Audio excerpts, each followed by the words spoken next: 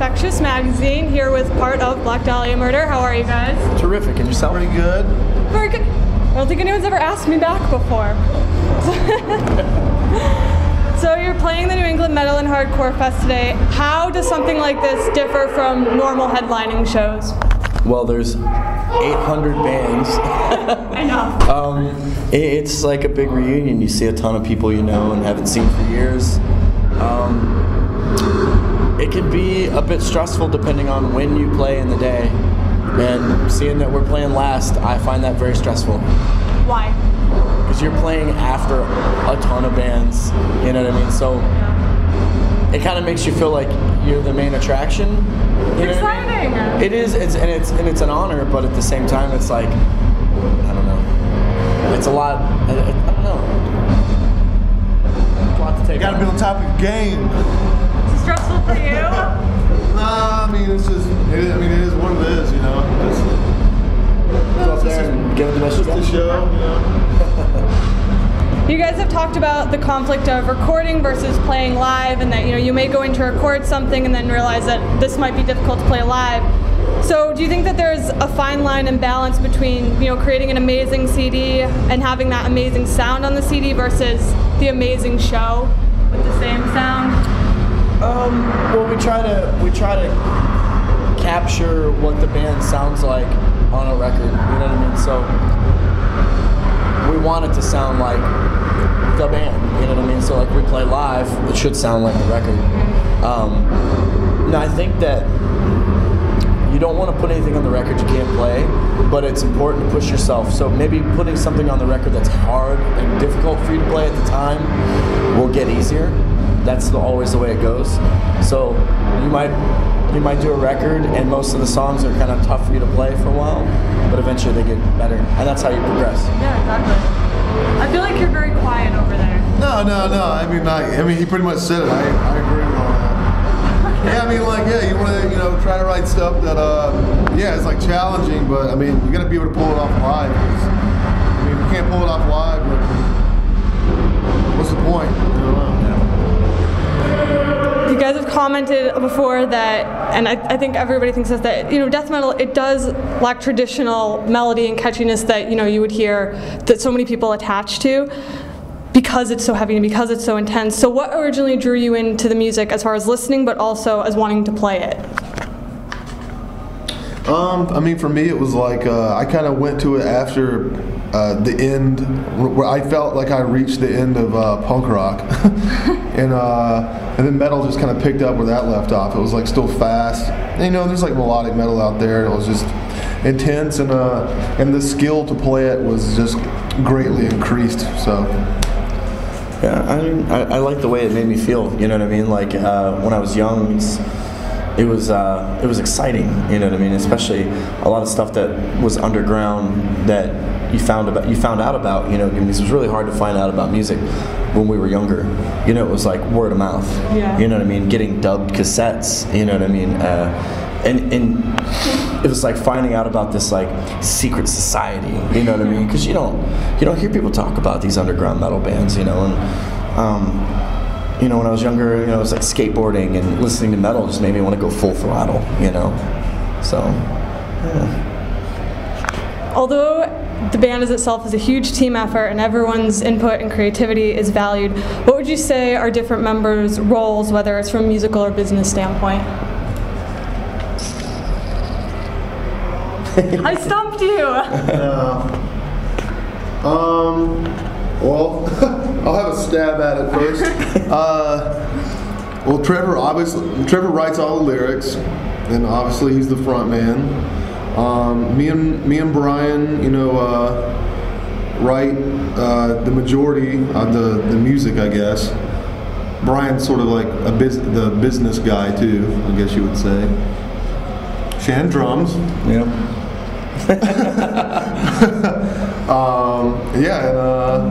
I think we're all involved, you know what I mean, to a degree with,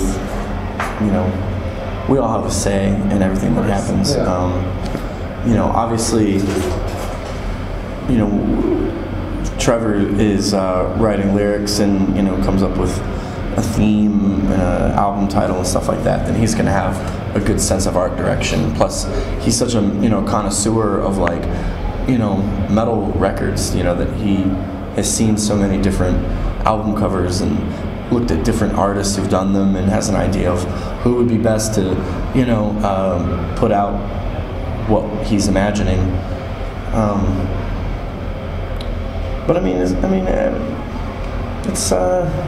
it's pretty simple. It really is. Like everything runs really smoothly, and everybody knows what they have to do. Everyone goes home and practices, and is a professional. And I don't know. It's crazy. It's weird. It's like we don't even think about it anymore.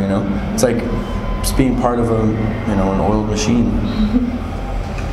Your album Ritual had some special packages that came with Ouija boards. Have either of you dabbled in it or something similar? And what were some of the outcomes? I won't touch a Ouija board. That's how I am. They terrify me. There might not be anything to it, but there might be. I'm not going to play with that. I've heard too many stories from people that I don't think would make them up. And that's kind of how the Ouija board and one of the songs on the record came into play. Was a story from somebody, and it was like kind of hair-raising, So you thought you'd distribute it to all your fans? These kids, your kids play with this. I won't touch it. Have you played with them yet? Like years ago when I was like 14 or 15, but nowadays I don't want to mess with it. Did anything happen, or is it boring? You're just like, I don't even remember really. I remember we got freaked out a little bit, but I'm not trying to conjure up something that's going to follow me around. I don't know. I'm just not going to. Yeah. Why would you want to play with that? Playing with fire. I don't know. I guess people just don't believe. Yeah, they're probably the ones that'll, if it's true, it'll get hit the hardest, right? Yes. What is each of your guilty pleasures? I don't know if I feel guilty about it. No guilt. No guilt. What's your guilty pleasure? I suppose we're referring to music, right? No, just in general. Like if you like NSYNC or something. Not like video games, because that's not. Yeah, we all like video games. I think everybody in metal likes video games. Yeah.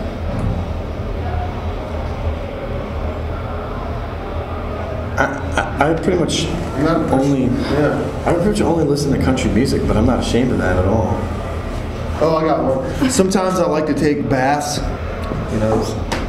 That's a terrible guilty pleasure. I like to get clean. Yeah. I was waiting for something to come after that. Like with rubber ducks. Like dudes are supposed to take showers all the time, but Yeah, I don't know if I have any guilty pleasures. I don't feel guilty. Not worse than the bath. Nothing to top the bath story.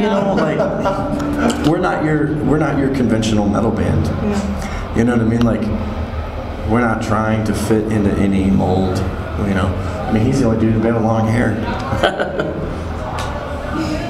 So we're just pretty comfortable just being who we are and what we like. I wear a cowboy hat every now and then, but I'm not guilty. I don't feel guilty about that either. Tonight, maybe? No, I don't have it with me. It's at home. I just have two fan questions. The first is, which song specifically did Ryan write on Ritual? Half of them. What did you write? Moonlight, Carbonized, The Window, The Raven, and The Great Burning Nullifier. Very specific, thank you. And then, I'm sure you've been asked this before, but I know everybody wants to know what's going on with the new bassist, and if it's permanent or just for touring. And I'm sure, but I have to ask. Well, Bart's not touring anymore. He's doing studio stuff in California. So we have Max Lavelle, former Despised Icon bass player, stepping in and taking over touring duties. And then just anything else you'd like to add? Eat your vegetables. Yeah. See, Bart didn't like vegetables, and then he liked touring, so eat your vegetables, you will like it. Thank you very much. Thanks.